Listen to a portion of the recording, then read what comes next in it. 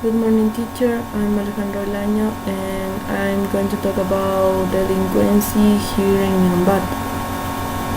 Well, there is a research that shows us that delinquency is decreasing here because of working that community and police have been doing. So, for example, now there are some cameras in specific places in order to recording what is happened or what kind of people go to some places. Also, now policemen have some buildings in neighborhoods in order to be able to help people more easily. For example, now people can call the police, and the number of the police is linked to ambulance, hospitals, also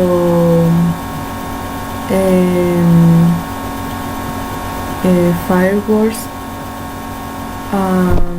So when you have an emergency, the doctors or policemen could arrive quickly in wherever place that you are. Also, nowadays the policemen are receiving some trainees from the government, and it is a good point because policemen are able to help or take care from people. What else? There are some improvements that policemen are changing in their roles because, as I said, police and community now are like a team. Now they are working together, so the delinquents have less opportunity to commit a crime like a robber or murdering. That's it. Also, the jails now there are more space for delinquents, and the laws now are more strict for them. So a person can do a claim, and the delinquents could spend a long time in the day. Well, I think the work that society and policemen now is good because they are working together, and they can decreasing the delinquency here in Ecuador. Thanks. In this video, I'm going to talk about appearance. So nowadays, for many people, appearance is too important. Appearance is considered as the way you look. For example, your style or haircut, or your makeup, the type of clothes that you usually wear, or similar things. Appearance is also considered as important topic at the moment when you are looking for a job. For example, in some enterprises, um, bosses look for people who wearing who who wearing, for example, suits or formal clothes. People who don't have tattoos in their body, or maybe sometimes the requirements are like you need to use a specific type or a specific kind of clothes. Also, your haircut need to be as the other co-workers. Well, in another file, it could be in social events. For example, if the meeting is a formal meeting, you need to use um, formal clothes. On the other hand, if the meeting is informal, you need to wear casual clothes. Well, as I said, for many people, this topic is important, but in my point of view, I don't consider appearance as an important subject, because appearance is just the way you look. Obviously, you can infer how the person is, or how the person acts, for how he or she looks.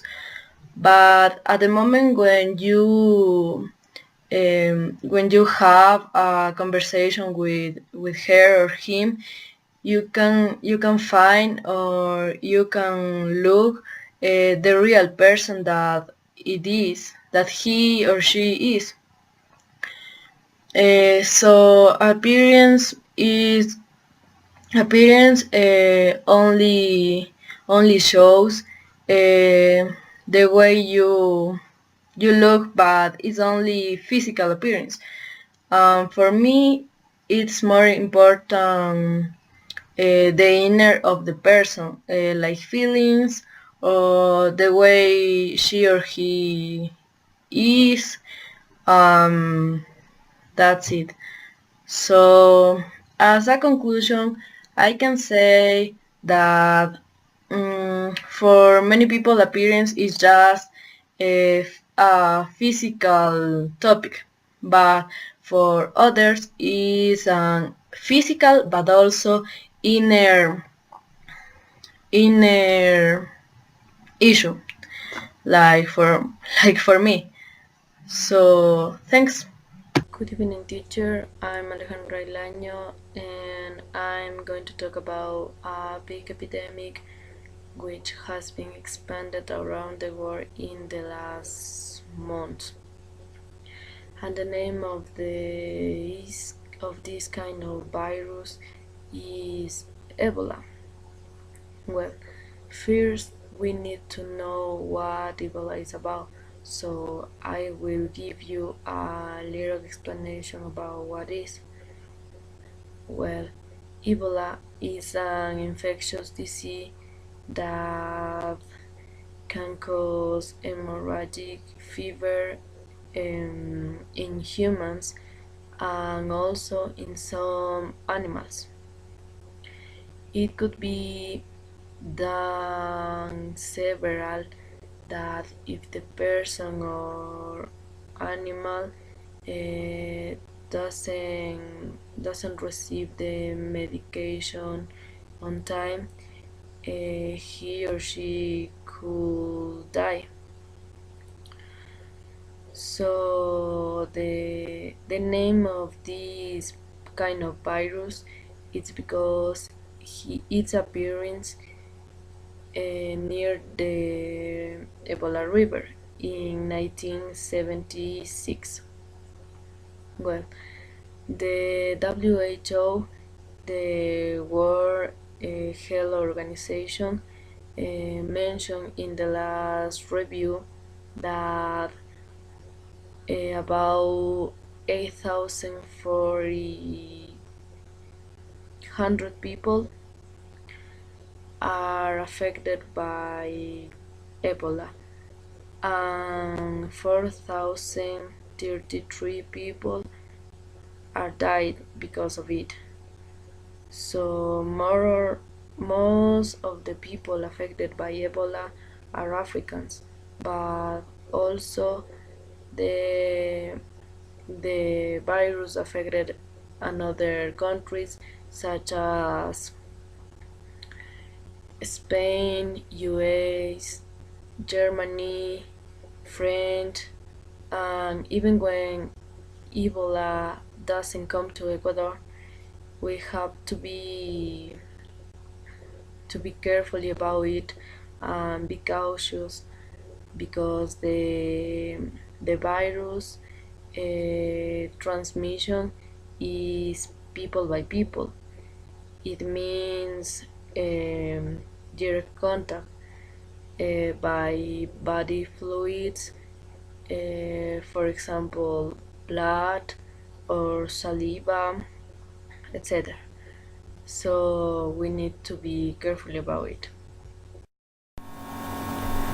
Good morning, teacher. I'm Alejandra Ilaño, and I'm going to talk about November 12th. Well, November 12th is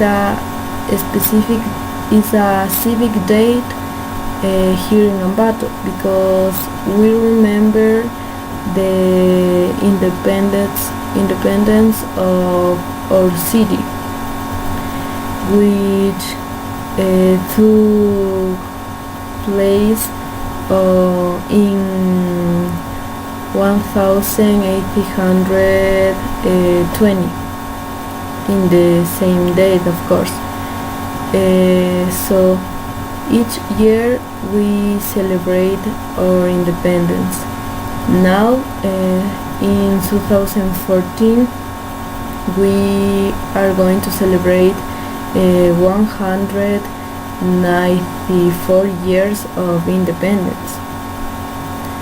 So well, we usually do a big parade on the principal street here in Ambato that is called Ceballos Street, in where people go to look at the parade and also look some bands from schools and high schools that usually play some representative songs from here and also from their schools.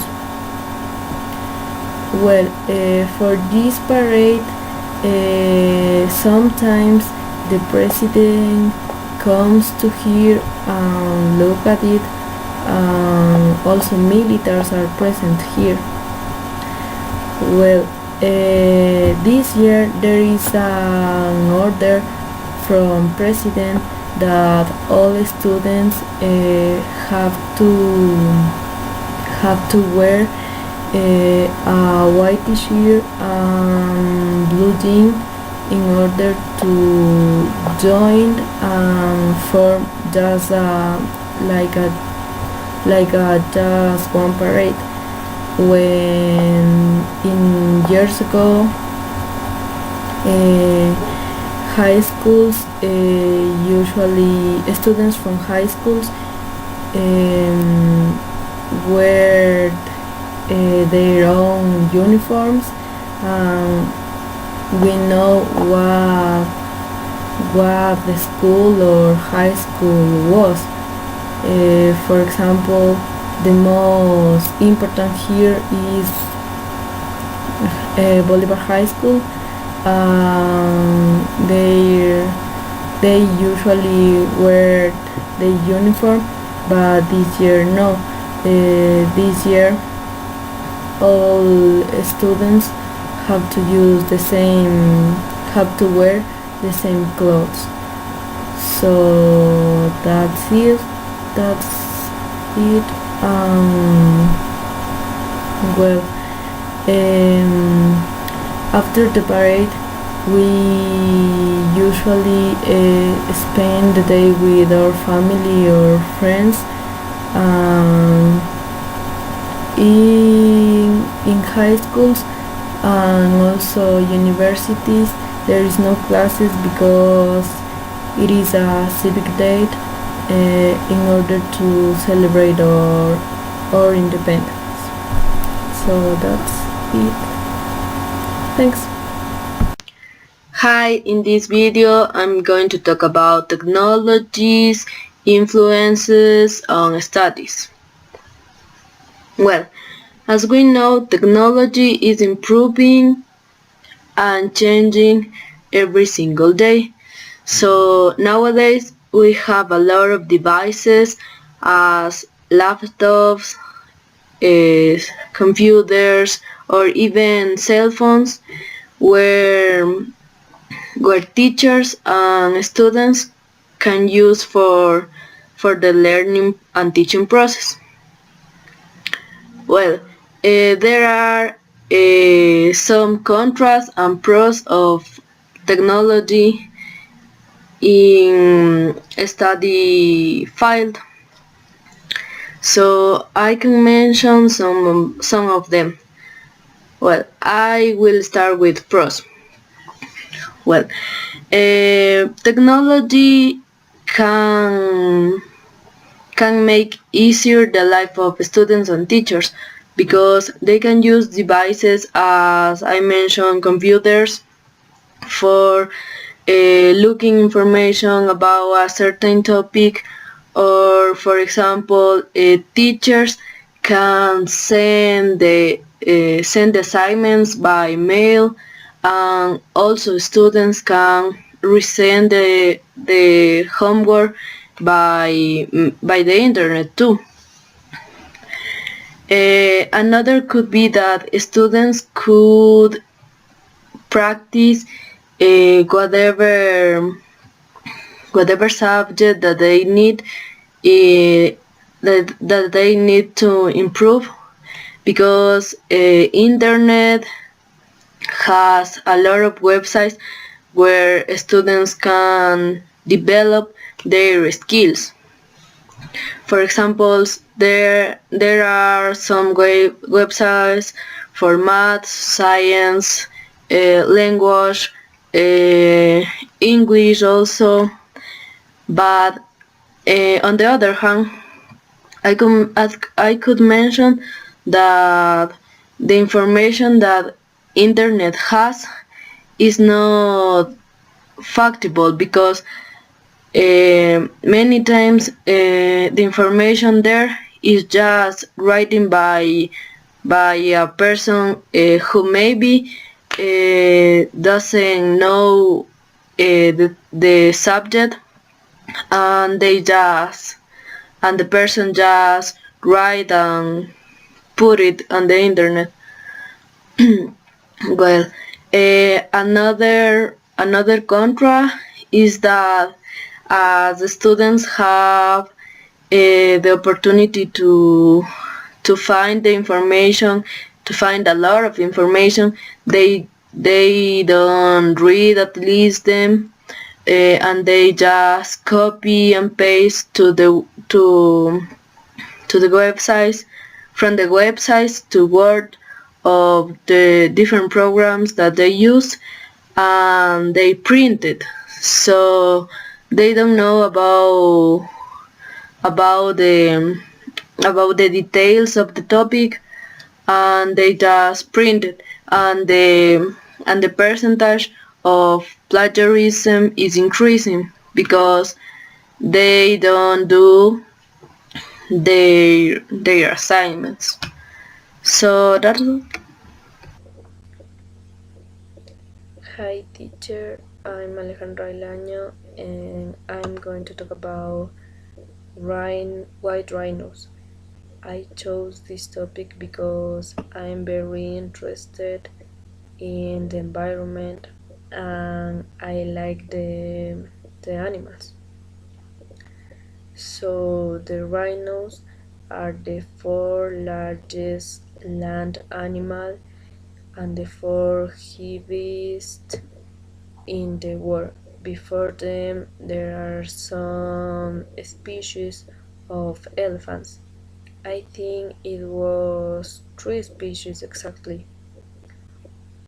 Well, however, rhinos can reach 4.2 meters in length and 1.85 meters height. Rhinos have or rhinos are subdivided, so white rhinos are one of the species of rhino. So I read in CNN that nowadays there are only 6 rhinos around the world, and one of them was called Sunny, and I said was called because the last Friday Sunny died, and Sunny was one of the 2 male rhinos that can create or procreate another life, but now there is not possible. Well, there are only 6 rhinos, how as I said, and they are in captivity in some ecological reserves in order to don't permit or don't give the possibility that people make dangerous for them, because some or the majority of rhinos or animals in general died or are in danger because of hunters. Good evening, teacher. Good morning, teacher. I'm Alejandra Ilaño. In this video, I'm going to talk about how music affects people. Nowadays, there are a lot of people who listen music in their free time, and there are also a lot of types of music. For example, there are jazz, rock, derivations of rock, pop, rap, country, and reggae, and we can mention a lot of them. But well, people change their mood sometimes because of the sounds that they are listening. For example, if a person is listening jazz, he or she feels relaxed, like don't worry about the things or similar. The thing is that people change their mood because of the lyrics, of the rhythm of the songs, and it depends also the if the person likes or not the song or the genre that he or she is listening in that moment. Hi teacher, I'm Alejandro Elaño and I'm going to talk about the flooding at Youth. This event happened on January 22nd of this year. The building flooded was the DEDI department, Departamento Especializado de Idiomas, which is located at Utah in Huachi, near the ISE faculty. Well, the flooding happened because of the before date. It was raining heavily and some structures fell over, so the water passed to the building and some classes was flooded. So Thursday the classes was suspended because of this event. Well, when students arrived to the building, they found a sheet of paper stuck on the door, which said that classes were suspended and the students have to come back on Monday. So the authorities